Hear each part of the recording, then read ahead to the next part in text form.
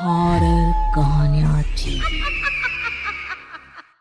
खून की प्यास पार्ट 2। और उसके बाद वो जंगल एक बार फिर से सुमन की चीखों से गूंज उठा। लेकिन आज की रात सुमन की चीखों को सुनने वाला वहां पर कोई भी नहीं था। अगर वहां पर कोई मौजूद था तो बस हरिया, जो कि अब एक भेड़िए में बदल चुका था। सुमन के बालों को पकड़कर घसीटते हुए वो जंगल के बीचों बीच एक जगह पर ले जा रहा था। अगली सुबह गांव में। अरे भाई, पता नहीं क्या बात है, अपने गांव का हरिया किसान और उसकी पत्नी सुमन दोनों गायब हैं। दोनों का कोई अता पता नहीं। अरे कैसी बातें कर रहे हो भाई, ये कब हुआ है? अरे पूरे गांव में खबर फैली पड़ी है।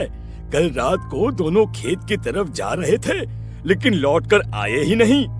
तो हो सकता है अपने खेत पर होंगे।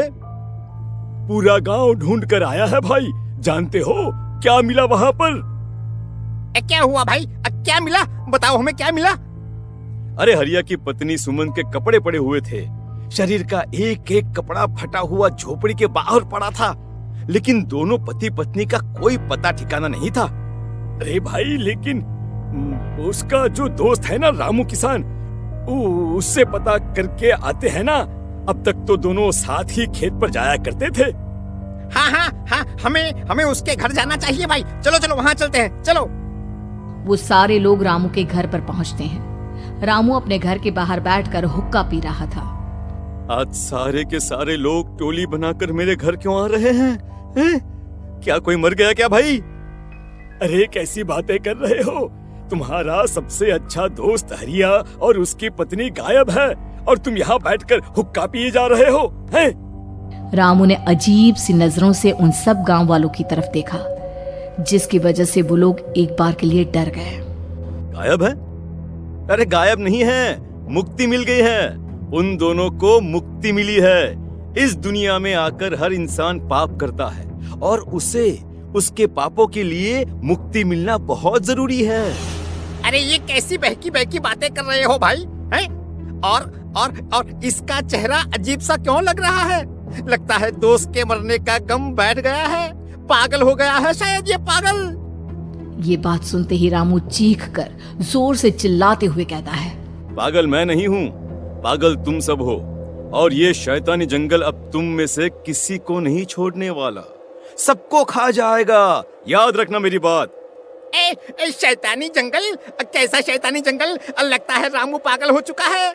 हमें यहाँ से चलना चाहिए भाई। चलो। तभी रामू की पत्नी बाहर आती है। नहीं, आप लोग इनकी बात का बुरा मत मानिए। 2 दिन पहले हरिया के साथ खेत पर गए थे। जब से वहाँ से आए हैं तब से ऐसी ही बातें कर रहे हैं। भगवान जाने ऐसा क्या देख लिया उन्होंने, खेत में कुछ भी बड़बड़ाते रहते हैं। लेकिन गांव के लोगों ने कमला की कोई बात नहीं सुनी और वो सब वहां से चले गए। रात अब धीरे धीरे ढलने लगी थी। तभी अचानक किसी ने धीमी सी आवाज में रामू को पुकारा। रामू, आ जाओ, मैं तुम्हारा इंतजार कर रहा हूँ। और सुनो, अपनी पत्नी को साथ लेकर आना, नहीं तो काम अधूरा रह जाएगा। ये आवाज सुनते ही रामू के चेहरे पर शैतानी मुस्कुराहट आ जाती है। वो धीमे कदमों से अपने घर के अंदर आता है। क्या हुआ? तबीयत ठीक है ना अब आपकी? मैं तुझे अपने साथ खेत पर ले जाने आया हूँ, चल। मैं तुम्हारे साथ कहीं नहीं जाने वाली। मुन्ना गहरी नींद में सो रहा है और उसे अकेला छोड़कर मैं तुम्हारे साथ खेत पर नहीं आ सकती। वैसे भी तुम्हारे उन खेतों में भगवान जाने कौन सा राक्षस घूम रहा है, मुझे तो डर लगता है। रामू गुस्से में दांत पीसता अपनी झोपड़ी से बाहर आ जाता है और कमला गहरी नींद में अपने बच्चे के साथ सो जाती है। तभी अचानक रात को रामू की झोपड़ी के ऊपर एक साया वही गाना गुनगुनाते हुए घूमने लगता है जो हरिया के मोबाइल में बजा करता था। मैं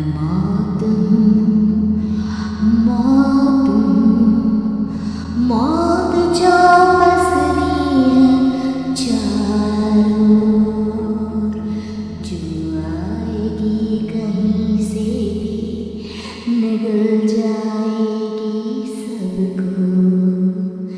मैं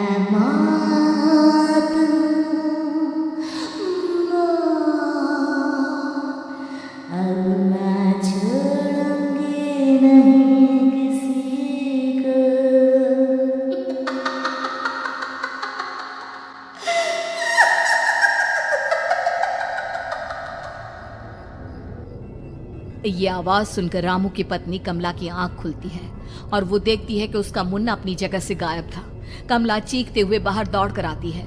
वहां पर उसने देखा कि रामू ने अपने बच्चे को झोपड़ी के बाहर एक पेड़ से उल्टा लटकाया हुआ था और उसका बच्चा चीख चीख कर रो रहा था। वहीं दूसरी तरफ एक साया बच्चे के ठीक नीचे आग जलाकर उसके चारों तरफ हैवानों की तरफ नाच रहा था। छोड़ दो मेरे बच्चे को। अरे क्या कर रहे हो तुम? शर्म नहीं आती तुम्हें अपने ही बच्चे को इस तरह मौत के हवाले करते हुए? अपना बच्चा?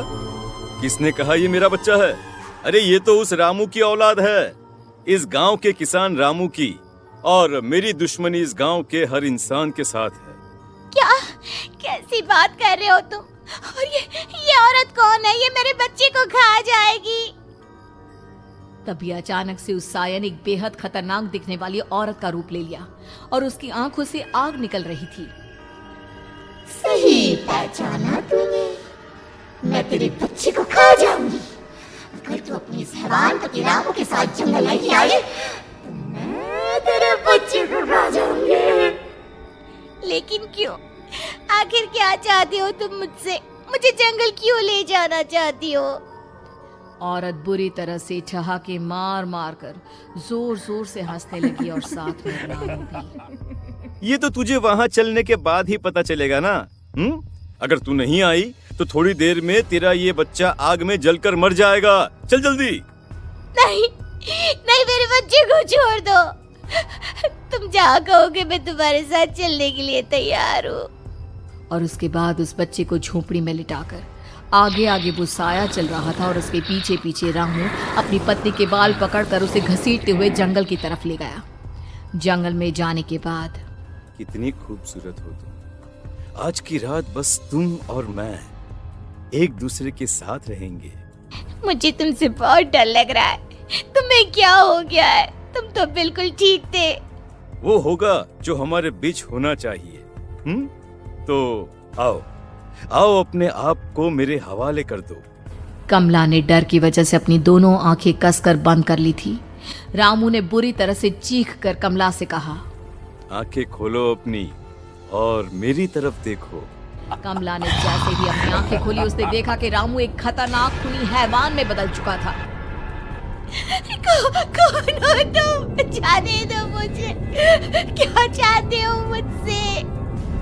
वही जो एक आदमी एक औरत से चाहता है।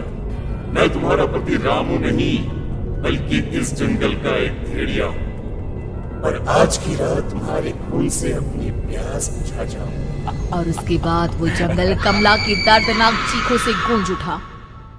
अगली सुबह कमला के कपड़े भी जंगल में उसी तरह पाए गए जैसे कि सुमन के पाए गए थे। इस घटना के बाद पूरे गांव में दहशत का माहौल था। अपने माँ बाप की मौत और गांव में हो रहे इस तरह की घटनाओं की खबर सुनकर किशन शहर से गांव लौट आया था। अपने माँ बाप की बेदर्द मौत की वजह से वो बहुत परेशान था।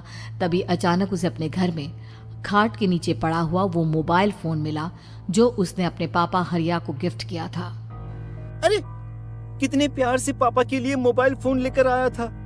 इसे एक दिन भी काम में नहीं ले पाए। और आखिर कौन है जो गांव में इस तरह की हत्याएं कर रहा है? क्या है इन सब के पीछे? क्या है? मुझे पता करना ही होगा, वरना एक दिन पूरा का पूरा गांव खाली हो जाएगा। इस गांव में एक भी जिंदा इंसान नहीं बचेगा।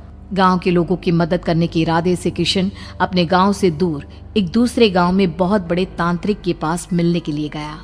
तांत्रिक बाबा, अब आप ही कुछ उपाय बता सकते हैं। भगवान जाने हमारे गांव को किसकी नजर लग गई है। नजर नहीं लगी है, किसी ने तुम्हारे गांव को बद्दुआ दी है। किसी सताई हुई आत्मा का प्रकोप है और अब वो पूरे गांव में किसी को नहीं छोड़ेगी जब तक उसकी आत्मा को शांति नहीं मिल जाती। अरे लेकिन ऐसा कौन है बाबा? किसकी आत्मा है और कैसे मिलेगी उसे शांति? मौत है मौत, कहीं से भी आएगी और सबको निगल जाएगी। इससे बचने का सिर्फ एक ही उपाय है, लेकिन उस उपाय को करना आसान नहीं होगा। जो भी उस उपाय को करने की कोशिश करेगा उसकी जान जा सकती है। भले ही मेरी जान चली जाए, लेकिन मैं अपने गांव के लोगों की जान बचाने की पूरी कोशिश करूंगा बाबा। तो ठीक है, फिर अगली अमावस की रात जैसा मैं कहता हूँ वैसा ही करना।